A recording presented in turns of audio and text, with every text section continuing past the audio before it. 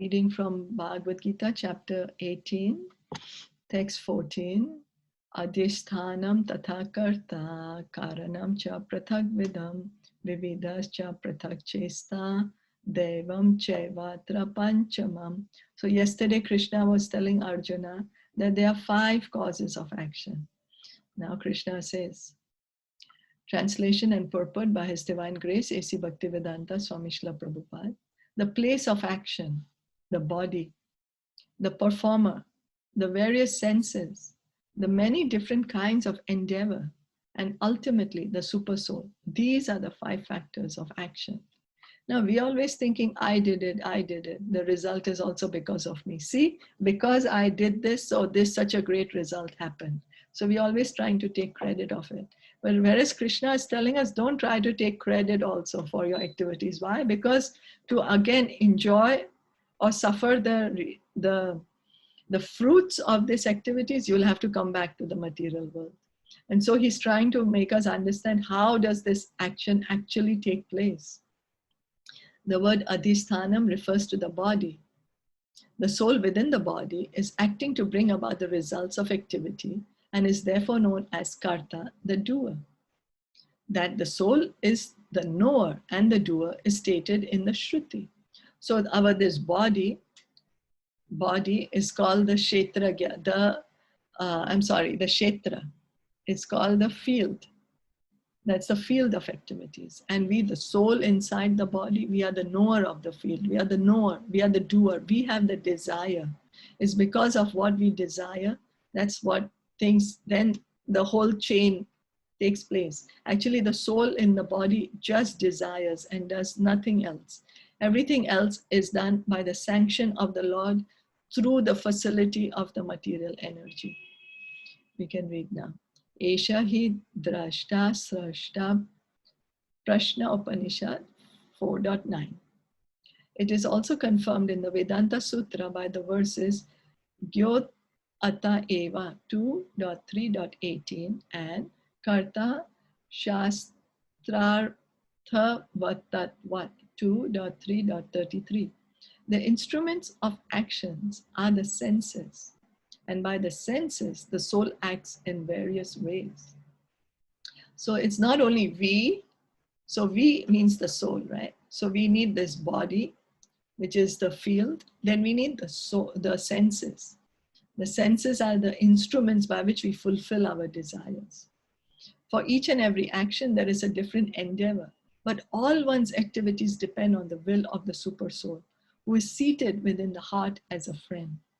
The Supreme Lord is the super cause.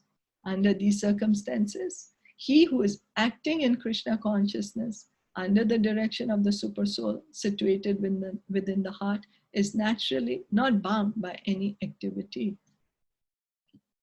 So we can see already Krishna has spoken here, the body is there, then the soul, because we are desiring what should be done. Then there is all the senses. It's by our senses. We have a desire to, so what happens is we have a desire to go somewhere. So that desire, the soul desires. The Paramatma, because he's sitting right next to us in our heart, he's sitting right next to us. In the Katha Upanishad, it's explained as 2 birds sitting on a tree. So we have seen many times on a tree, and on the bird we see, on the tree we see 2 birds sitting. So similarly, in our heart, there are 2 of us. One is the soul, who is us, and there is the Paramatma, the super soul. So the soul desires, and the Paramatma, because he's sitting next to us, he immediately understands what we want. And then he sanctions, okay, okay, let it be done. Sometimes he sanctions, sometimes he doesn't sanction, depends. Like a naughty child might tell the father, oh, it's time to sleep, but I want to eat a lot of candies. So the father sometimes might say, oh no, you're going to sleep now. If you eat candies at this hour, you're going to spoil your sleep, you're going to spoil your teeth, you're going to spoil your tummy, so I won't give you. But then if the child insists and insists, then the father may give it. So the Paramatma is like that. But if it's a good desire, so The Paramatma, he fulfills our desires depending on how badly we want it also.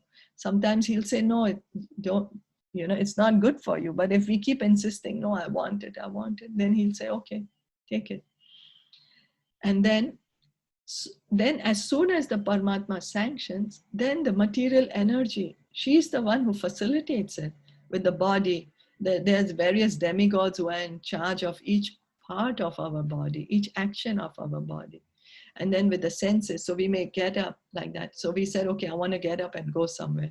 So the soul desires, the Paramatma sanctions. Then with the material energy, the demigods are said, okay, so the demigod in charge of walking will say, okay, now legs, those are the senses, right? Okay, you can start walking. So then there is the energy also, which is used, the endeavor. And then that's how one action takes place. To us, it's, because everything happens so fast and so rapid, we think that we don't think anything about each action that we do. We are always thinking it's automatic, but there is this chain is there actually. And the best activity which we can do is engage in Krishna consciousness, chant the Hare Krishna mantra.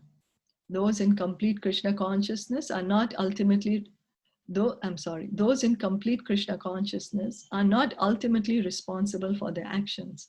Everything is dependent on the Supreme Will, the Super Soul, the Supreme Personality of Godhead. Why is it said that those in complete Krishna consciousness are not ultimately responsible for their actions? Because then they are acting as an instrument for Krishna. Everything is dependent on the Supreme Will. They are totally dependent on the will of Krishna. My dear Lord, as you please, I'm an instrument in your hand. As Krishna tells to Arjuna, just become an instrument in my hand, Arjuna. I have already killed all these people. You just pick up your bow and arrow and you be in the front. I've already killed them, but I'm giving this glory to you. Is that okay? Yeah, this is okay, but I just have one question. Like, then sometimes we have a desire, and then I don't know what happened. Then sometimes we, at the moment we have, and then at the moment we doesn't have that. Like something comes and, oh, nay, this is not right. I shouldn't do it. So then, what is that? That is also That's the. Paramatma who's guiding us. Oh, okay. Yeah, that's the Paramatma from within who's guiding us then. Yeah. Okay. Okay. So text 15. Shariravan manobhiryat karma prarabhate naraha nyayam va viparitam va panchaite tasya hetavaha. Whatever right or wrong action a man performs by body, mind, or speech is caused by these 5 factors. The word right and wrong are very significant in this verse. Right work is work done in terms of the prescribed directions of the scriptures, and wrong work is work done against the principles of the scriptural injunctions. But whatever is done requires these 5 factors for its complete performance. So we should understand that any activity, anything that we do, it requires these 5 factors. We are not the only doer. If it was only us, if we didn't have the body, how would we act? If we didn't have the senses, how would we act? If we didn't have the ability, the endeavor, how will we act? It's because we are thinking we are the body, that's why we are not able to understand this. And the most important, if we didn't have the sanction of the Supreme Lord, how would we act? So Krishna is saying all activities are performed by these 5 factors, and those activities may be good or bad. Now, what is a good action? A good action is something which is according to the Vedas, according to the scriptural injunction. The Vedas have 2 sets of activities, the do's and the don'ts. So if we are following the do's, then that is a right action. But if we are following the don'ts, then those are the wrong action. Like for example, meat eating, intoxication, gambling, and illicit sex is a complete no. Those are right away stated in Vedas as sinful activities, and that we should not indulge in those. So like that. Now we can stop here. So even the bad that we do are the cause of the action, like or the result of these five things. Oh yeah, any activity needs this fire because we are just the soul inside the body, you know. Only thing we do is desire. But because we think we are the body, we think I am doing it. So, but then as you said that the Krishna sanctions it, right? So Yes. that means that like even the bad. Yes. He sanctions the bad because we have the free will. It is our choice. Because he loves us, complete love. What does complete love mean? That there is no force, there's no fear. We have the complete independence of how to act. That is his love for us. Otherwise, we can tell him, oh, but Krishna, you didn't let me choose. You didn't give me this choice. So we can never ever tell that to Krishna. Oh, you didn't give me the choice. He's giving us complete choice and he's giving us the complete knowledge what is right and what is wrong. And then he's saying, you decide how you want to act. I have nothing to do with your activity. I mean, I have nothing to do with you are responsible for your results of your activities. I'm not responsible for that. So like if sometime a great devotee's downfall is there,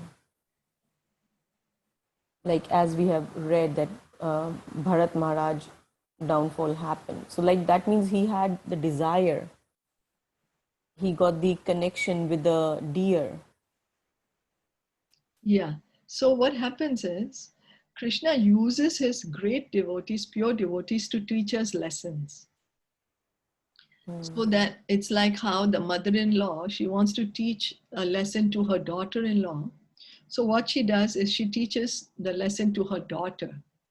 She tells her daughter. And so by looking and by seeing, the daughter-in-law will learn.